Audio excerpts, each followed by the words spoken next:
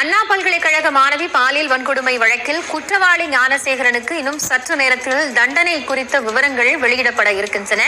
சென்னை மகளிர் நீதிமன்றத்தில் ஞானசேகரன் ஆஜர்படுத்தப்பட்டிருக்கிறார். இதையடுத்து விரைவில் அவருக்கான தண்டனை விவரங்கள் வாசிக்கப்படும் என்று எதிர்பார்க்கிறார். பல்கலைக்கழக மாணவி பாலியல் வன்கொடுமை செய்யப்பட்ட சம்பவம் கடந்த டிசம்பர் மாதம் 23ஆம் தேதி நடைபெற்றது. அதற்கு பின்னதாக இந்த வழக்கை காவல்துறை விசாரணை மேற்கொண்டார்கள். சந்தேகத்தின் அடிப்படையில் அப்போது ஞானசேகரன் கைது செய்யப்பட்டார். அதற்கு பின்னதாக நீதிமன்றத்தினுடைய வழிகாட்டுதலின் அடிப்படையில் 3 பெண் IPS அதிகாரிகள் கொண்ட சிறப்பு புலனாய்வு குழு இந்த வழக்கை விசாரணையை மேற்கொண்டார்கள். ஞானசேகரன் மீது 100 பக்க குற்றப்பத்திரிகை சைதாப்பேட்டை நீதிமன்றத்தில் தாக்கல் செய்யப்பட்டது. அதற்கு பின்னதாக சென்னை உயர்நீதிமன்ற வளாகத்தில் இருக்கக்கூடிய மகளிர் நீதிமன்றத்தில் இந்த வழக்கினுடைய விசாரணை தொடர்ந்து நடைபெற்றது. மிக முக்கியமாக, அதாவது நீதித்துறை வரலாற்றில் இந்த வழக்கினுடைய தீர்ப்பு மிக முக்கியமாக பார்க்கப்பட்டது.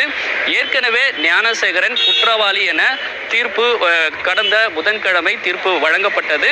இன்னும் சற்று நேரத்தில் ஞானசேகரனுக்கு தண்டனை விவரங்களை நீதிபதி ராஜலட்சுமி வழங்க இருக்கிறார். ஏற்கனவே ஞானசேகரன் மீது 12 வழக்குகள் பதிவு செய்யப்பட்டது. அதில் 11 வழக்குகளில் அவர் குற்றவாளி என தீர்ப்பு வழங்கப்பட்டது. எனவே இன்றைய தினம் அவருக்கு வழங்கப்படக்கூடிய தண்டனை மிக முக்கியமாக பார்க்கப்படுகிறது. ஏற்கனவே அரசு தரப்பு வழக்கறிஞர் தெரிவிக்கும் போது இந்த வழக்கில் அதிகபட்ச தண்டனை வழங்க வேண்டும் என்று நீதிபதியிடம் வலியுறுத்தி இருக்கிறார்கள்.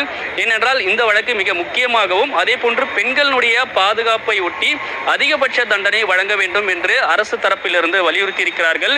ஏற்கனவே குற்றவாளி என ஞானசேகரன் அறிவிக்கப்பட்ட அன்றைய தினமே நீதிமன்ற வளாகத்தில் இருக்கும் பொழுது ஞானசேகரன் தரப்பில் அவர் பேசும்பொழுது தன்னுடைய குடும்பத்தை பார்க்க வேண்டும், தனக்கு குழந்தை இருக்கிறது, தன்னுடைய குடும்பம் கடனில் இருக்கிறது போன்ற கோரிக்கை எல்லாம் நீதிபதி ராஜலட்சுமி முன்பாக ஞானசேகரன் அவருடைய கோரிக்கையை முன்வைத்திருந்தார்.